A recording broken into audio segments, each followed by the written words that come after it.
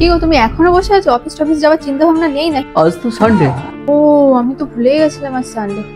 এই সানডে গুলো না ভগবান ছেলেদের জন্যই বানিয়েছে, মেয়েদের জন্য সব সানডে টানডে হয় না। ওকে, এনজয় করো, বেস্ট অফ লাক।